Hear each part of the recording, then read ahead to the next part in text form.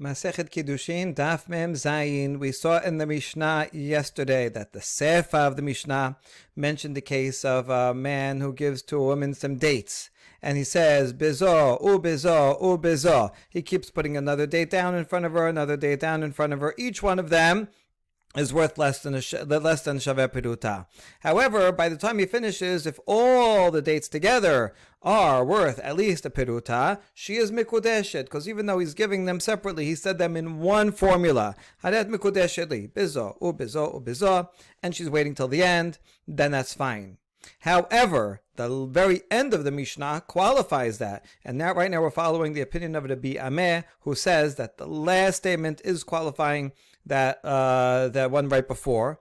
That says, if she ate them as he's putting bezah and she eats it, bezah and she eats it, this is a problem because by eating it, now it's gone, and she's not yet mikudeshet with those because he didn't finish his act of giving it. He didn't even finish his act of his statement because he's still talking. He's still saying bezah or bezah, so he's not ready to yet finish his giving, so she can't yet acquire all this, and instead by eating it she's actually creating a loan because she's going to have to give it back, and therefore if she eats them all along the way, she is only mikudeshet if the last one by itself is a Shaveh Peruta, because then with the last one that he gives her, he finishes his statement, he finishes his act of giving, and now he says, okay, now what do you say? All the ones that she ate already are just a loan. This one, if she takes it and accepts it, then she's Mikudeshet, otherwise not.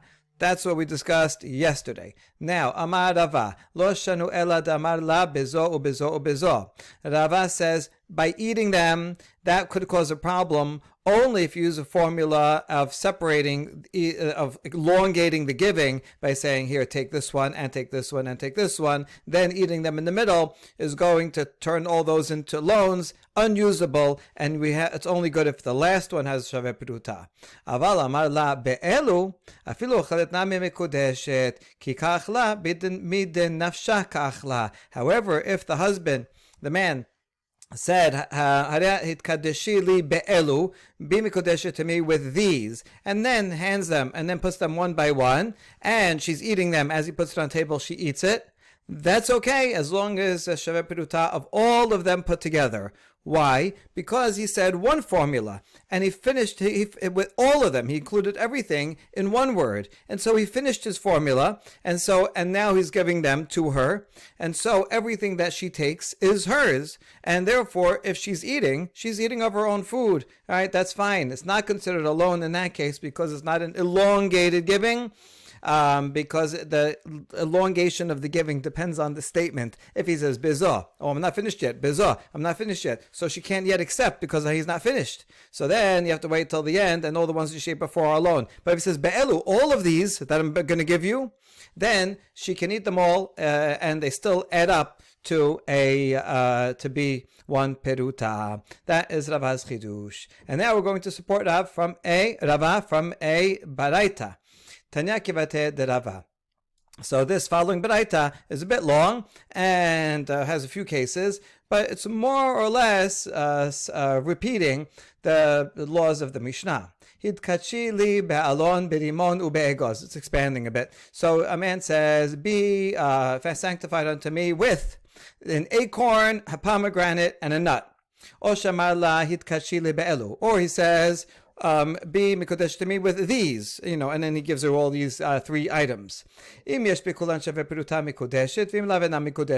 of those cases, as long as the three together are peruta, that's fine, right? Because he included all of them in the giving.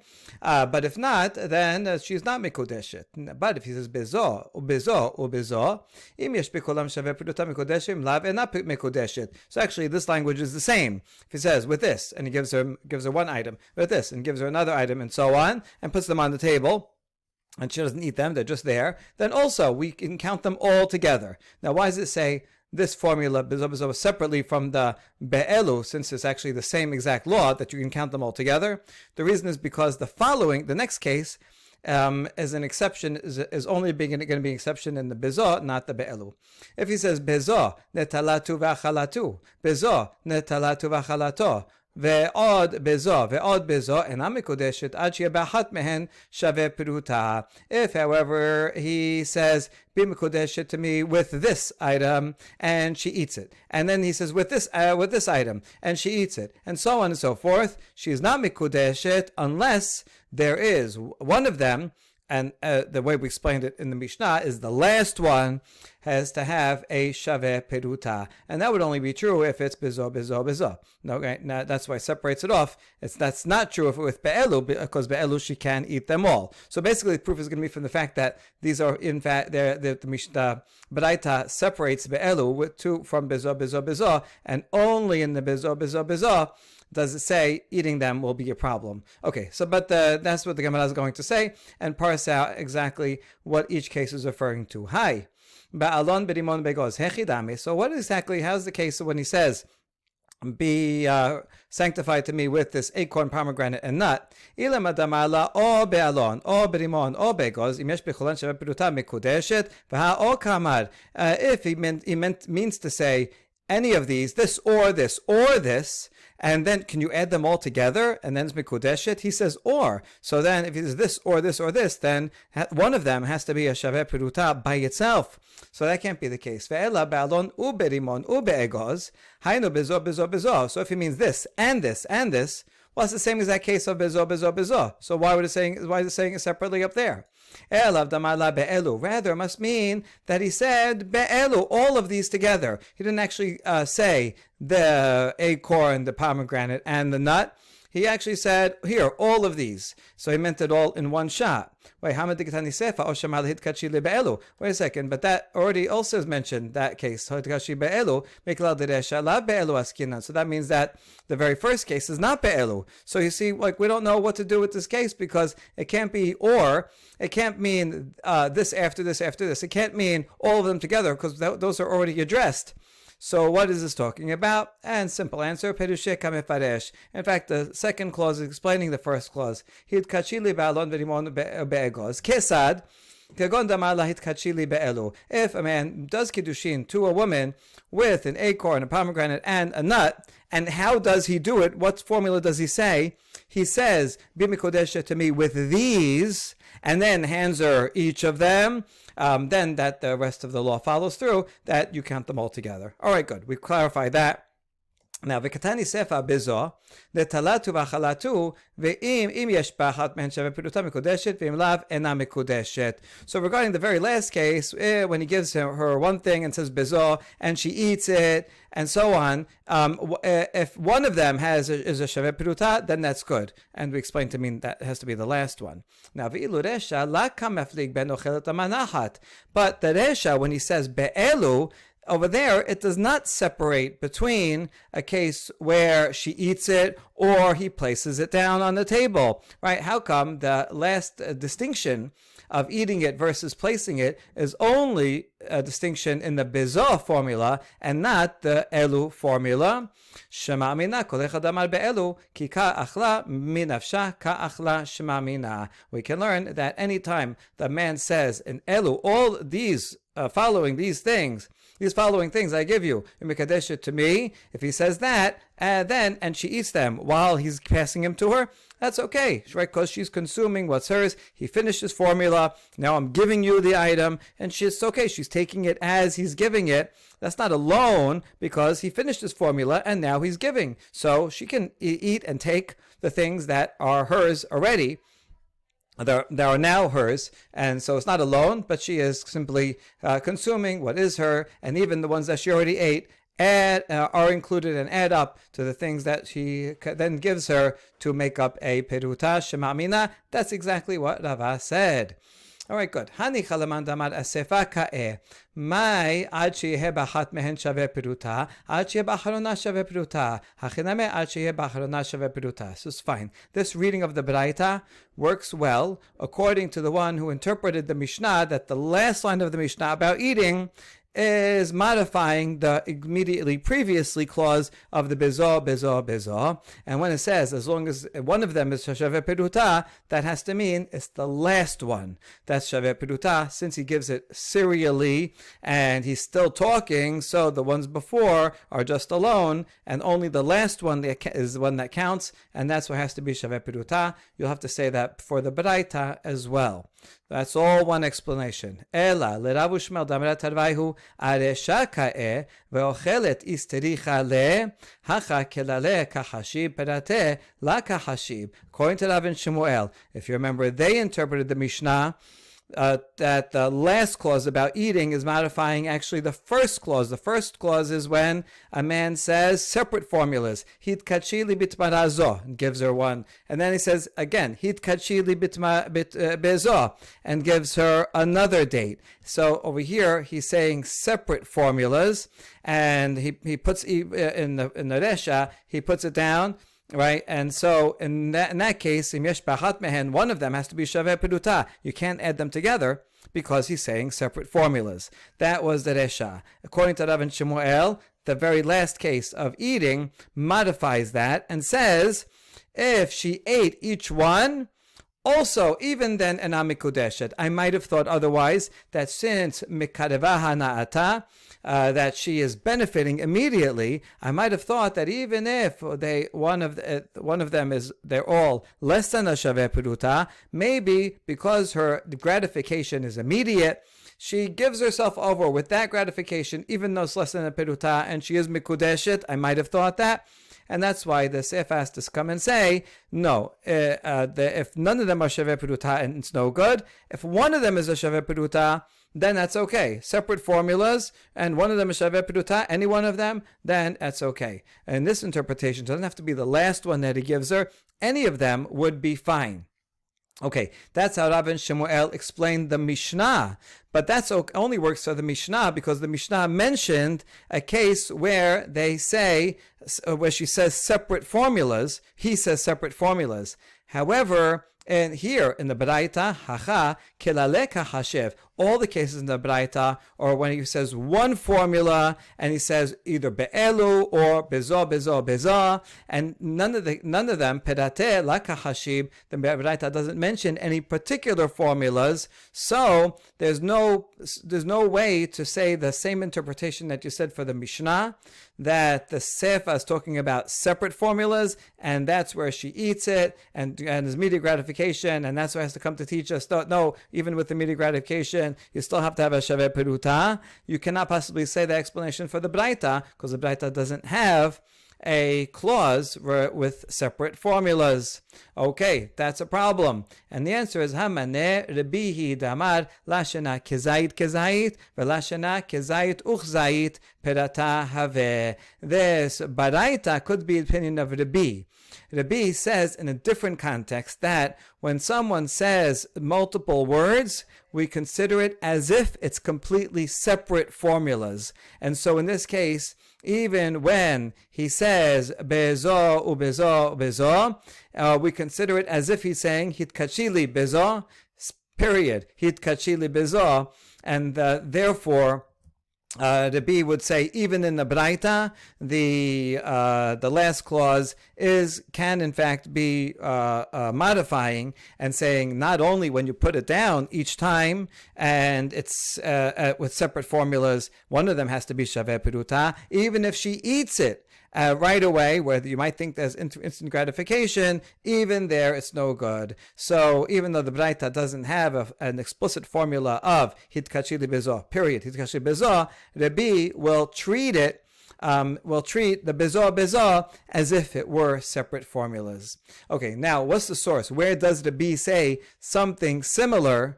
He said it in the context of sacrifices, korbanot, and different ways to disqualify it. Kohen, while he's making a sacrifice, has to have proper intention. And there's two ways he can have improper intention. If he's doing one of the activities, like collecting the blood or sprinkling the blood, and he has in mind that he's going to eat a kezait of this sacrifice, outside the time boundaries, right? After, however, if he's allowed to eat it till that night and next morning, he has in mind he's going to eat it in 2 days. So he's having in mind, even if he doesn't actually eat it in 2 days, doesn't matter what he actually does, he can't even have in mind that he will eat it after 2 days. If he has that in mind while he's making the sacrifice, it's called pigul, and that's an isur karet. That's very serious. If he has in mind that he's going to eat it outside the physical boundaries of the Bet HaMikdash, and it's Kodesh Kodashim, he has to eat it in the Bet HaMikdash, then that is also disqualified, but it's not pigul, it's not isur karet, it's not as severe. Okay, so now here's the thing with pigul. It's only going to be pigul if otherwise it is a good sacrifice. Therefore, if in the case where he says two separate statements, first he says, I'm going to eat this outside of its place. Now that this thing already became disqualified. If after that he also thinks, I'm going to eat this outside of its time, it's not pigul, since with the first statement, he already made it disqualified as a korban. And only a qualified korban can become pigul if you have in mind to eat it outside of its time. The other way around, if he says outside of time first, then it definitely is pigul. Okay, so everybody would agree that if it's two separate statements, like kezayit, outside of its place, and then kezayit, outside of its time, then that would be two separate statements, and it would not be pigul. Or the other way around, if it says outside of its time first, then that's pigul, and outside of its place, well, that's already a lower level. However, if he says both in one statement, connected with an and in between, then according to all the other opinions, we treat them all together. And if he says, I intend to eat this after its time and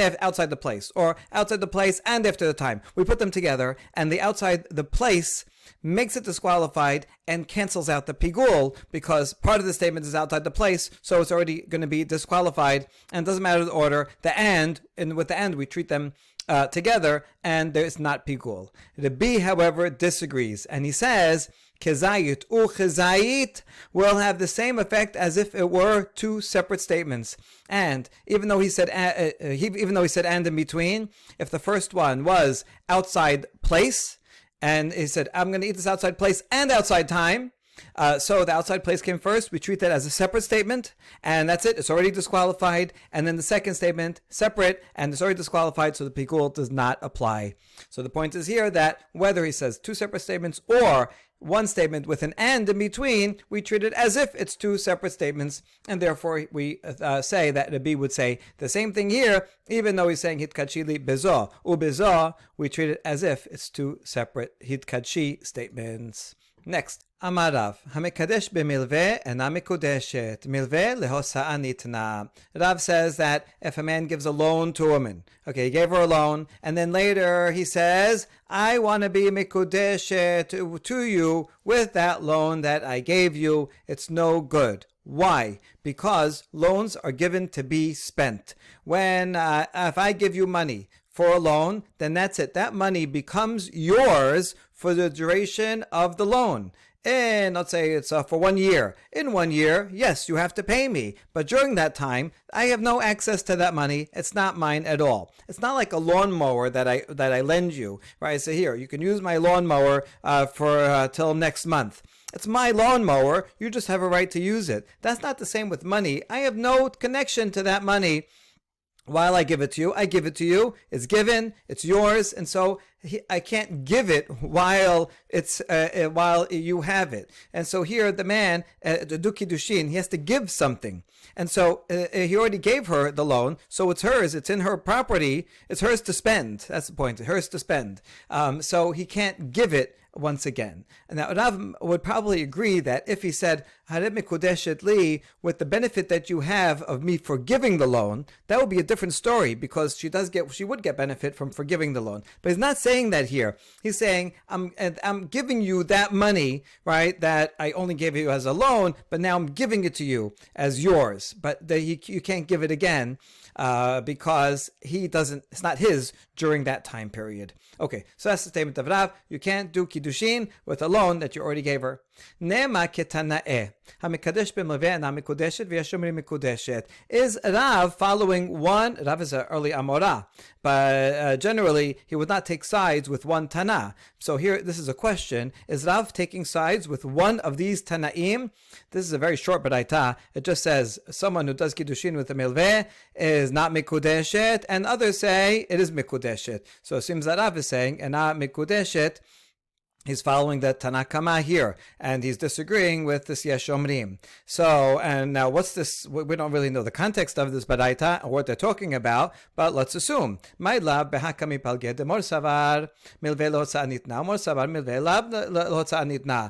they not arguing that the first opinion says loans are for being spent? This is spent money. It's in her hands to do, or it's in her hands. That's it. It's hers, and therefore you cannot give it as kiddushin. Whereas the second opinion, it says Mikodesha thinks is not to be spent. I gave this to you, but let's say you still have it there in your house. You didn't go and spend it yet, so I could come and say, wait, that's mine, right? And so you know what? I'm going to give it to you now, and I still have it, still my money, even though I gave it to you as a loan. But still, the lender still has a connection to it, so I can give it. That would be the second opinion. So, is Rav taking sides of one Tana against another? So we say no. V'tiz b'ra can't be.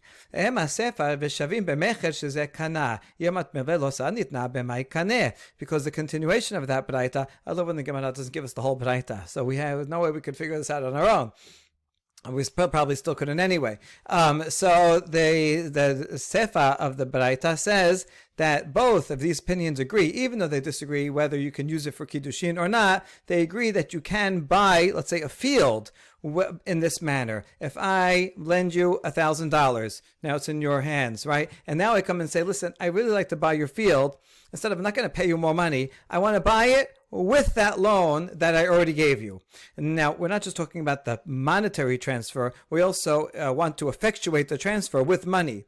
You can effectuate transfer of land with money, but there has to be money transferred. But in this case, I already gave you the loan, and if you say that milveh lehotza'ah nitna, that's already spent, then in what way would it be possible? Because this Baraita says everyone agrees, even the Tanakama that says you can't do Kiddushin, agrees that you can acquire a field in this way. But if the Tanakama thinks that a loan is given to be spent, so then I'm not giving you anything in addition in order to be able to acquire the field. So that can't possibly be the meaning of this Baraita. That can't be the reasoning behind the Tanakama. So actually, we must be talking about a different thing altogether. Amar Rav Nachman, Huna Chavrin Mukim La Bemili Achore. In fact, Rav Nachman said that Rav Huna, our colleague, explained this Baraita that's talking about a completely different case,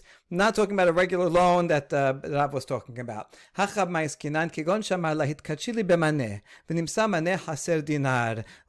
about a case where a husband says, be mikudeshet to me with this 100 dinar, and he gives her 99 dinar.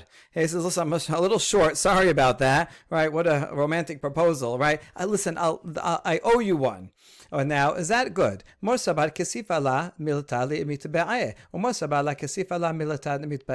opinions of the Baraita says that she's going to be embarrassed to ever come back and say, oh, remember that one, remember we did Kiddushin and you still owed me $1 more, or you never paid me. She's going to be embarrassed. And therefore, she's not going to agree at this point to actually give herself to Kiddushin because she's never going to go and collect it, even though that one is a loan. So that's what it's talking about here.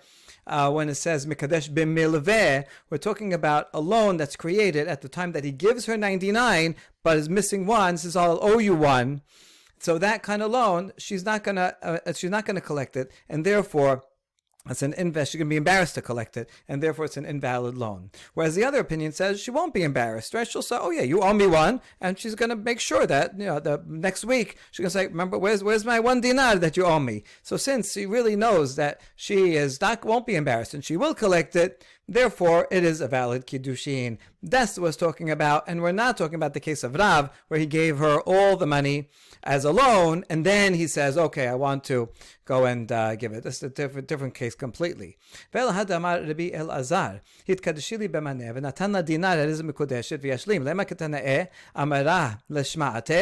on, what about what Rabbi Elazar, the Amorah, said? He talked about a case where the man says, be mikudeshet to me with this 100 dinar, but he gives her only one. He says, listen, the other 99, I'll owe you. And Rabbi Elazar says, it's good Kiddushin. He just has to make sure to finish the rest. He has to give her the rest eventually. But as long as he does, it will have been a good Kiddushin.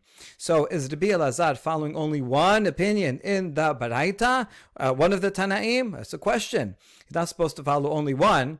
And the answer is, Amre maneh chased dina kesif ala milta mitpe'eh. Maneh chased 99 la kesif ala milata lemitpe'eh. Now, this case is different from the other one. If it's missing only one, then she'll be embarrassed to come and be so nitpicky. Oh, you forgot the $1, right? And she's going to not want to collect it. And therefore, it's actually not a good Kiddushin because she doesn't mind that, I'm never going to collect it. So that's no good. But if it's missing 99, then she won't be embarrassed, right? She only got one. Hey, where's the other 99? So she knows she's gonna have confidence to go and make sure to collect that. So then it is a valid Kiddushin, and everybody would agree with that case of Rabbi Elazar. We now challenge Rav's opinion from a different Baraita. Again, Rav who said that one cannot do Kiddushin with a loan. מטיבה, האומר לי שהתקדשי לי בפיקדון שיש לי בידך, והלכה משאתו שנגנב או שאבד. אם נשתר ממנו שווה פרוטה מקודשת, ואם לאו אינה מקודשת. So a man tells a woman, you be mikudeshet to me with this item that I have that I put in your possession to hold on for me. I don't know, let's say it's a chocolate bar. All right, I said, hold this chocolate bar for me. And then they go and find that it has been stolen or lost. So now there was no pikadon. So what's the law? If there's something left that's worth a shaveh peruta, maybe a lot of the chocolate bar magically went missing, mysteriously, right, was stolen or lost, but there's still a square left that's worth a peruta, then the Kiddushin is good because you don't have to have the whole pikadon as long as it's shaveh peruta worth it. But if the entire chocolate bar is gone, then certainly there's no Kiddushin. He didn't give her anything. Good. However, regarding a loan, even if there is nothing left there, the Kiddushin is good. So this is strange because according to this opinion, you can do Kiddushin with a loan. The loan that I gave you, even though there's no money there, I gave you the $100, you went, you spent it all, and I say, be mikudeshet to me with this loan, that's okay. This is certainly against Rav.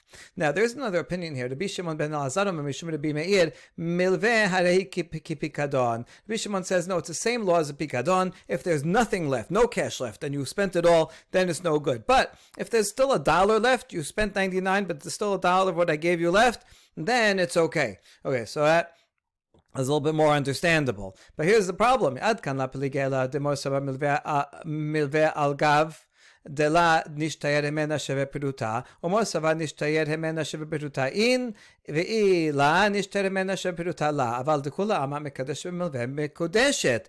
Right? So here that we see that they do argue. There's an argument here between Tanakama and Rabbi Shimon ben Elazar that regarding a loan, one opinion says even though there's nothing there, it's no good. The other one says no, if there's something there left, it's okay, otherwise not. But the point is that everyone agrees, in one case or another, that you can do Kiddushin with a loan. And so this is a problem for Rav. How are we going to answer this? Wait, is this a validated baraita? It's not. It's messed up. Baraita, there's lots of oral traditions, but you can't just accept any, right? Because they remember differently and they have to go through a validation process. Mitarasta. We have to make sure, is this the correct text? And it turns out this is not the correct text of the Braita.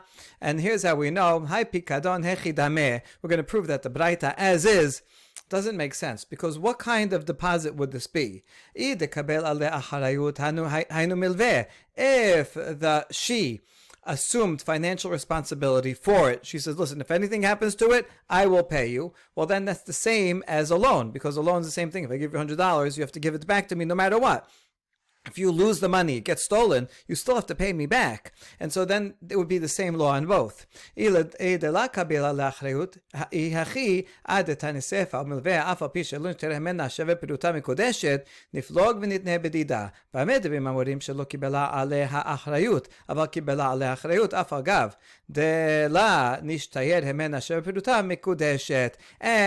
the pikadon is talking about a case where she did not accept upon herself responsibility, I'll hold it for you, but if anything happens, it's not my problem. If so, then instead of in the Baraita making a distinction between Pikadon and Milveh, which is a completely different case, you can make a distinction within Pikadon itself. It's always better to make a distinction in the law that's closer together, so you could show, right, oh, this small difference condition will change the law, right? Instead of bringing cases that are far apart, and therefore, in the Sefer, should have said regarding milveh. Well, instead of the Sefer saying, and regarding a milveh, even if there's nothing left, it's even if there's nothing left, mikudeshet, the Kiddushin is good, which is what Tanakama says, right? That instead you can make a distinction within Pikadon and say, when is that true? There has to be something left when he didn't accept upon himself responsibility. But if he did accept upon himself responsibility, because that's the same as a case of milveh, then you can say, even though there's nothing left, it will be mikudeshet. So you wouldn't have to say case of Pikadon and Milveh. You could make a distinction within Milveh. Rather, you have to change around the words and explain and validate the Braita with these words. We have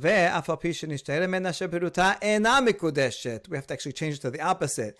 Regarding a Milveh, even if there is something left, it's no good, because a milveh, right, is made it's made for spending. Even if part of it's there, even if the whole thing's there, doesn't matter. I can't give it to you because it's already given to you to be spent. And so a milveh is no good. So according to this new version of the Baraita, it actually agrees. Tanakama certainly agrees with Rav that you cannot do Kiddushin with a milveh. Good. Rabbi Shimon ben Lazar omer mishum Rabbi Meir, milveh harehi kepikadon. B'mai kami palge. Rabbi Shimon in that Braita said that the law of a loan is same as pikadon. If there's something left, then it's okay. And so milveh also, if there's some money left from what I gave you, what the man gave to the woman as a loan, and still $1 left, then it is a good kiddushin. Now, let's analyze this statement. What's the essence of their argument? Amar Rabba, ashkachtinhu l'Rabbanan beberav, tiatve v'kamre b'milveh b'reshut ba'alim l'chazara, v'adin lo nasin kami palge. Rabba said, I found the rabbis sitting in the Bet Midrash, and they were discussing this very question, and they were saying that the machlok between Tanakama and Rabbi Shimon ben Elazar was about what's the status of a loan that's not spent yet? Is it, but does it still belong to the lender and he can retract? And that's the same is true if something happens to it, if it gets lost. That's the essence of the argument. And here's the two sides. The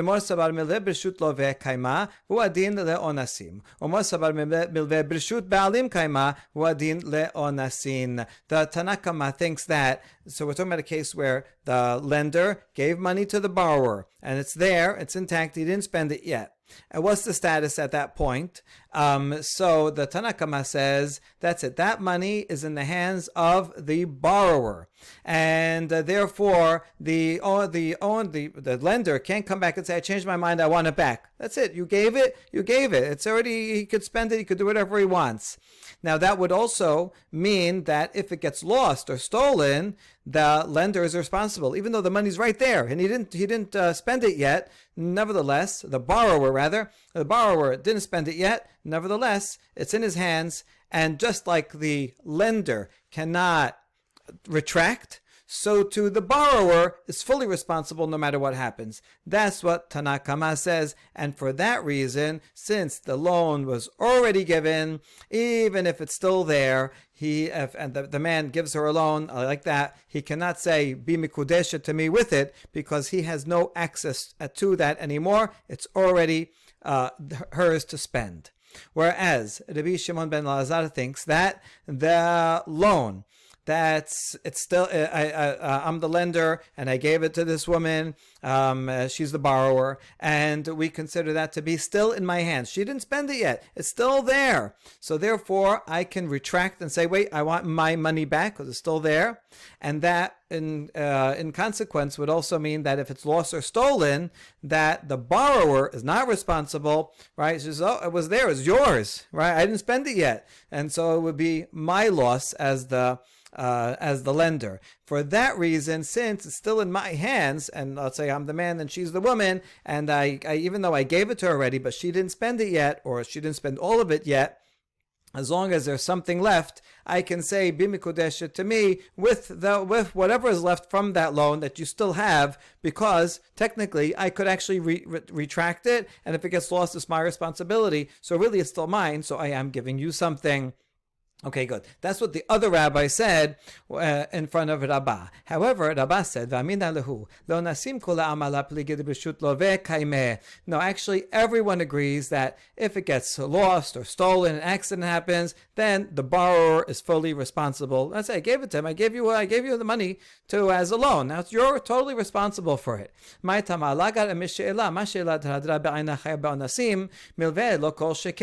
says I can learn that from lending something. If I lend you my lawnmower, right, and the lawnmower, you have to give it back to me intact. You have to give me that very lawnmower. You can't give me a different lawnmower. I lent you this one. You can use it, but you have to give me back the same one.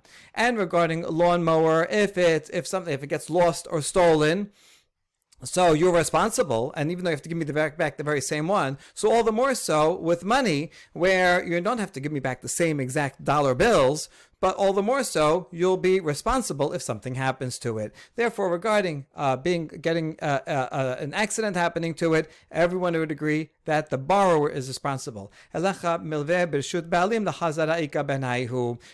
the only difference between Tana Kama and Rabbi Shimon ben Elazar is whether the lender can take back that loan before, if the borrower has not spent it yet.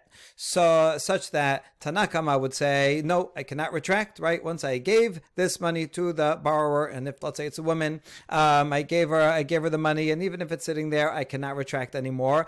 Therefore, if I come and say, Bi Mikudeshe to me with that money, there's no Kiddushin, because I have no access to it. It's already spent. It's already in your hands. Whereas, according to Rabbi Shimon ben Elazar, I can retract, right? It's still really my money. I can take it back. Therefore, if I come and say, Bi Mikudeshe to me with that money, or any part of it that's left, that's a good Kiddushin, because now I am giving that to you.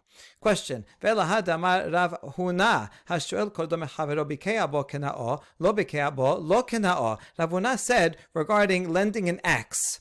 Right, someone borrows an axe from his friend, and let's say the owner of the axe, the giver, wants to take it back. Says, no, I need my axe back. So at what point does it become non-returnable? At the point that he chops wood. If the borrower started chopping wood with it, that's it. It's acquired he acquires it for the time, however long they agreed to borrow it, and that's it. The guy can't come and say, wait, I need my axe back. But if he didn't yet use it, right? I gave